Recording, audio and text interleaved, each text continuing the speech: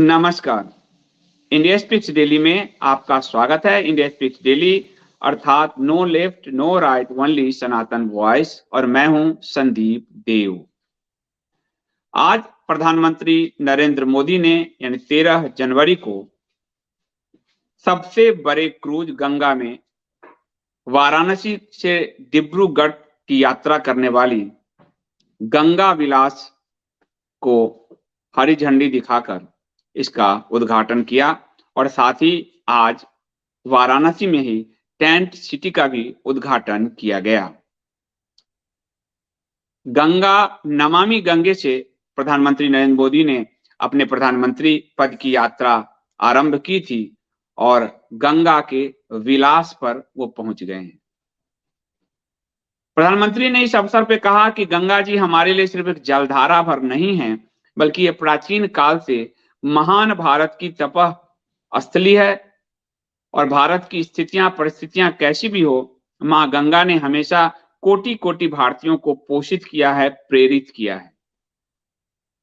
Bharatiya Janata party या फिर मोदी सरकार ने गंगा के बारे में जो कहा है, एज ए विपक्ष रहते हुए सुषमा जी का अगर वो भाषण देखें तो जब वो गंगा के प्रति चिंता जाहिर कर रही थी, वो चिंता इस विलास शब्द में गुम होती प्रतीत होती है।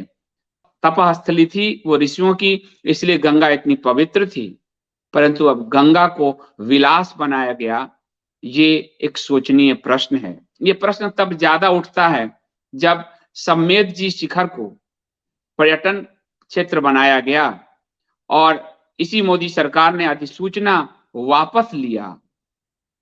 यानी एक छोटे से जैन समुदाय के तीर्थ स्थल की शुचिता गरिमा को बरकरार रखा गया उनके विरोध पर, लेकिन यहां साफ साफ टूरिज्म पे जोर दिया जा रहा है। अगर आप इस देखें तो इसको टूरिस्ट क्रूज का नाम दिया गया है। इसको आप देखिए, टूरिस्ट जो है धर्म नगरी में क्रूज टूरिज्म का नाम दिया गया है। यानी सरकार ये मान रही है कि काशी अब वो टूर पैलेस के रूप में इसका विकास करेगी, और आज इसीलिए दो बड़े उद्घाटन किए गए हैं।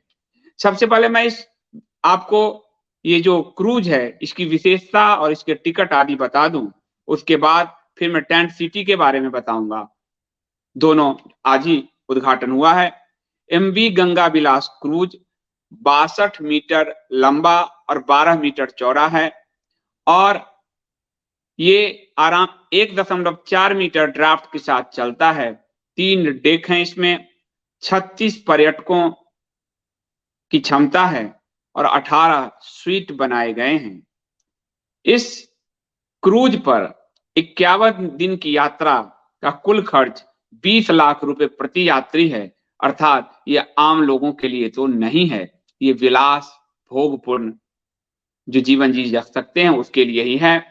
भारत की जो तपस्थली है गंगा तीर्थ स्थल, उसके बारे में प्रधानमंत्री या उनकी सरकार को पढ़ना चाहिए कि कभी भी हमारे तीर्थ स्थली विलास का स्थान नहीं रहा।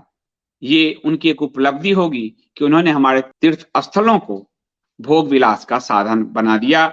20 लाख रुपए प्रति यात्री भारत की आम जनता तो शायद ही वहन कर पाए, और इसीलिए इसमें स्विट्जरलैंड के 32 यात्री शामिल किए गए हैं। टोटल 36 यात्री सफर कर सकते हैं। तो ये विदेशियों से पैसे तो निश्चित तौर पे कमाएगा, क्योंकि प्रधानमंत्री मोदी खुद को गुजराती कहते हैं, गुजराती हैं, और बिजनेस सेंस उनका बहुत बड़ा तो है ही। तो इस बिजनेस सेंस के हिसाब से वो एक धर्म नगरी को पर्यटन नगरी के रूप में विकसित कर रहे हैं। यदि आप देखेंगे, रजत शर्मा का मैं कहूंगा कि एक स्क्रीनशॉट है, वो दिखाएगा कि प्रधानमंत्री मोदी का पूरा प्लान है भारत के सभी धर्म क्षेत्रों को, हिंदू के सभी तीर्थ क्षेत्रों को टूरिस्ट स्पॉट में बदलना। और किसी को बुरा लगे तो उनसे पूछना चाहिए कि सम्मेद जी शिखर पर फिर सरकार ने अपने फैसले क्यों वापस लिए, क्यों बार बार हिंदू पर ही चाबुक चला रही है। मंदिरों से तो सरकारें धन उगाही कर ही रही है, अब हमारे तीर्थ स्थल से भी धन उगाही का केंद्र बना लिया गया है। ये जो लंबा क्रूज है इसमें 51 दिनों की यात्रा का कुल खर्च 20 लाख रुपए प्रति यात्री है। यहाँ प्रतिदिन का टिकट 25,000 रुपए से लेके 50,000 रुपए है प्रतिदिन का टिकट। जहाज में एक बार में 36 यात्री सवार हो सकते हैं और प्रधानमंत्री कार्यालय की सूचना के अनुसार 32 यात्री पहली यात्रा में स्विट्जरलैंड से हैं। इसका टिकट जो है आपको अंतारा लग्जरी रिवर क्रूजेज की वेबसाइट से बुक किया जा सकता है और अगली यात्रा सितंबर में होगी। आज ये उद्घाटन यात्रा है जिसमें विदेशी यात्री जा रहे हैं। 51 दिनों की इस यात्रा का जो रूट है उसमें 50 पर्यटन स्थल हैं और ये आपको विश्व धरोहर भी इस रास्ते में है, राष्ट्रीय उद्यान भी हैं, घाट भी है। ये बिहार में पटना, झारखंड में शाहीगंज, पश्चिम बंगाल में कोलकाता, बांग्लादेश में ढाका, असम में गुवाहाटी तक जो है इसकी यात्रा और डिब्रूगढ़ तक ये इसकी यात्रा होगी और ये पटना, साहिबगंज, कोलकाता, ढाका, गुवाहाटी और डिब्रूगढ़ की ओर जाएगा। इससे बांग्लादेश को भी आर्थिक लाभ प्रधानमंत्री ने उपलब्ध कराया है। हमारा पड़ोसी बांग्लादेश जो एक मुस्लिम कंट्री है उसका ध्यान भी रखा गया है। इस पत्तन पोत परिवहन और जलमार्ग का मंत्रालय का जो डाटा है, जो उनके बयान है उसके अनुसार ये 62 मीटर लंबा, 12 मीटर चौड़ा है और इसमें सभी लग्जरी सुविधाएं हैं। सारी जो लग्जरी सुविधाएं, स्पा और क्या क्या होता है ये सब उनके कुछ अंदर के फोटोग्राफ्स में मैं कहूंगा कि दिखा देने के लिए। और खुद सरकार ने जो आज घोषणा की है वो आपको उसके बड़े बड़े ये आप देखिए जो अखबारों में विज्ञापन दिया गया है, मैं कहूंगा विज्ञापन भी दिखा है। तो 27 नदियों के माध्यम से 51 दिनों में विश्व विरासत स्थल नदी घाटी 50 पर्यटन स्थल की ओर जाएगा। काशी से सारनाथ, माजुली से मयोंग, सुंदरबन से काजीरंगा तक की यात्रा होगी। 5 सितारा होटल इसको बनाया गया, ये खुद सरकार की घोषणा है। 5 स्टार होटल बनाया गया, इसलिए गंगा विलास नाम दिया है। विलास, ये भोग विलास हमारे शास्त्र में किस चीज के लिए उपयोग में आया है ये पढ़ना चाहिए। 18 लग्जरी स्वीट हैं, स्वाभाविक बात है जब 20 लाख रुपए वसूले जा रहे हैं तो लग्जरी सुविधाएं ही होंगी। फ्रेंच बालकनी बनाया गया है। गंगा पर प्रधानमंत्री ने सिर्फ भाषण ही दिया है, ताकि सब कुछ पश्चिमी रखा है। यहाँ केवल हिंदुओं का मन रखने के लिए गंगा को तपस्थली कर दिया गया है, कहा गया है, परंतु तपस्थली विलास का स्थान नहीं होता है, ये शास्त्र हमारे कहते हैं। फ्रेंच बालकनी का निर्माण किया गया है। ओपन स्पेस बालकनी है, जिम है, स्टडी रूम है, स्पा है, सैलून है, लाइब्रेरी है, उसके अंदर सांस्कृतिक कार्यक्रम होंगे और कई और सुविधाएं होंगी। ये इस क्रूज की विशेषता है। क्रूज के साथ साथ आज टेंट सिटी का भी उद्घाटन किया गया है।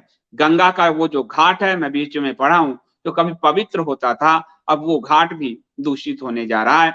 गंगा का इस तरफ का घाट जो घाटों की तरफ का था, जो घाट है वो तो आप देखेंगे कि उसमें सीवर का पानी वानी गंदगी तो थी ही, कानपुर से गंगा गंदा तो होती ही है, पर उस तरफ जो बालू वाला घाट था वो साफ सुथरा था, हम लोग नहाने जाते थे यूनिवर्सिटी से निकल के।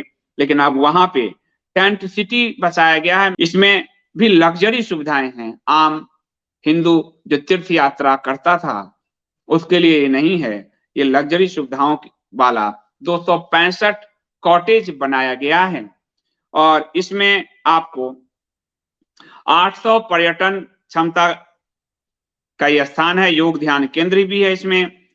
सर्दी से बचाव के लिए बॉन फायर ब्लोअर है। गंगा आरती और काशी विश्वनाथ दर्शन की सुविधा है। 20x20 फीट फ्लोटिंग बाथ कुंड है। चेंजिंग रूम है, विशेष नाव है, पेयजल है, सड़क बिजली है। और योगी जी ने एक काम किया है, या मोदी जी ने भी कहूं, कि इसको मांस और मदिरा से मुक्त रखा गया है। ये एक अच्छी बात है कि इतना इन्होंने ध्यान रखा है कि इस क्षेत्र को मांस और मदिरा से मुक्त रखा जाए। तो ये एक मैं कहूंगा कि ये कदम जो है वो अच्छा है कि मांस मदिरा इससे दूर रखा गया है। लेकिन सबसे बड़ी बात यही है कि ये एक नई शुरुआत है और इस नई शुरुआत को ये प्रधानमंत्री का जो सारा जोड़ है वो जोर पर्यटन पे ज्यादा है, क्योंकि आप जानते हैं पर्यटन क्षेत्र में जो विकास की रफ्तार है वो 40% के आसपास मिलता है विकास जो है। तो इस दौर में जब इकोनॉमी आदि को नुकसान पहुंचा है तो उनका जोर भारतीय मंदिर, भारतीय तीर्थ स्थलों को जो है पर्यटन क्षेत्र बनाने पर है। पर्यटन क्षेत्र का दुष्परिणाम हम जोशी मठ उस शहर के धसाव के रूप में देख रहे हैं। जोशीमठ पर आज की बात नहीं है और सिर्फ इस सरकार की बात नहीं है। 1975-76 में आशंका जाहिर की गई थी, तब पर्यावरणविदों ने मना किया था कि यहाँ जो जोशीमठ है वो श्रिंक हो सकता है भविष्य में। बाद में वहां पर बड़े टनल के निर्माण आदि का जो काम 2002-3 से शुरू हुआ वो आगे बढ़ता गया और आज जो चार धाम यात्रा के लिए जो सड़कें जोड़ी गई, हालांकि डिफेंस सड़कों की आवश्यकता थी, वो बनाया जा सकता था। तीर्थ यात्रा के लिए कहा ही गया है कि तीर्थ का मतलब थोड़ा श्रम साध्य यात्रा, प्रभु की मन में आपकी भावना हो और आप उस तीर्थ यात्रा में एक जो तपस्या वाली फीलिंग है वो आनी चाहिए। पर उसको जो चारों धाम को जोड़ने का प्रयास किया गया, जिसके लिए बड़े सड़कें बनाई जा रही है, टनल बनाए जा रहे हैं, जो आप तपोवन जो गंगा को बांध बनाकर रोका जा रहा है, इस सब के कारण एक शहर, और सिर्फ एक शहर नहीं बल्कि पूरे उत्तराखंड पर खतरा मंडरा रहा है। तो मनुष्य प्रकृति पर जीतने की कामना को लेकर पैदा हुआ है और वही प्रयास किया जा रहा है। इसमें जो सरकार की ओर से एक बयान आए हैं वो बयान ध्यान देने वाले हैं, खासकर उनके वीडियो जो उन लोगों के शेयर हो रहे हैं सब जगह, कि कोई इतिहास लिख कर बनाता है और ये इतिहास बना रहे हैं, दिखा रहे हैं। तो इस बनते बिगड़ते इतिहास को आप देखिए, कुछ लोग जब इतिहास बनाते हैं, मुगलों ने जब इतिहास बनाया था तो हिंदू सभ्यता के इतिहास को बिगाड़ा भी था। कोई इतिहास बनाता है तो किसी के इतिहास को मिटाकर वो अपना इतिहास बनाता है। भारत के तीर्थ क्षेत्रों को मिटाकर इतिहास बनाया जा रहा है पर्यटन क्षेत्र के रूप में, और ये पर्यटन क्षेत्र आगे क्या परिणाम देंगे, जोशीमठ उसकी सिर्फ एक झांकी है। आज के लिए इतना ही। आप सबसे मैं कहूंगा कि आप सब बने रहिए इन एस्पेक्ट्स को। मैं चूंकि साफ बोलता हूं, और अगर पर्यटन क्षेत्र लोगों को बुरा लगेगा कि आप हर बात की आलोचना करते हैं, तो समेत शिखर याद कर लें। जैन समुदाय के लिए क्यों प्रधानमंत्री और उनके मंत्रिमंडल ने अपने फैसले वापस लिए, ये सवाल बार बार उठता है कि क्यों आपने उनके टूरिस्ट स्पॉट बनाने के अपने फैसले को वापस ले लिया, लेकिन क्यों आपको हिंदुओं के तीर्थ स्थलों की सुध नहीं रही, पर्यटन क्षेत्र के रूप में उसको विकसित कर रहे हैं। काशी कॉरिडोर उदाहरण है, मंदिर तोड़कर जो लग्जरी वहां पर आपको होटल बनाए गए हैं टॉयलेट आदि के साथ, तो मंदिर के विनाश पर होटल, तो होटल तो विश्व में सब जगह है, भारत मंदिर में देखने का जगह है। भारत गंगा के किनारे तपस्या करने, ध्यान करने, योग और साधना करने की भूमि है, विलास की नहीं है। विलास के साथ भोग जुड़ा हुआ है और वर्तमान व्यवस्था, वर्तमान सरकार तीर्थ क्षेत्र को भोग क्षेत्र बनाने को लालायित है, ताकि इकोनॉमी को गति मिल सके, डॉलर बरस सके। आज के लिए इतना ही। बहुत बहुत धन्यवाद।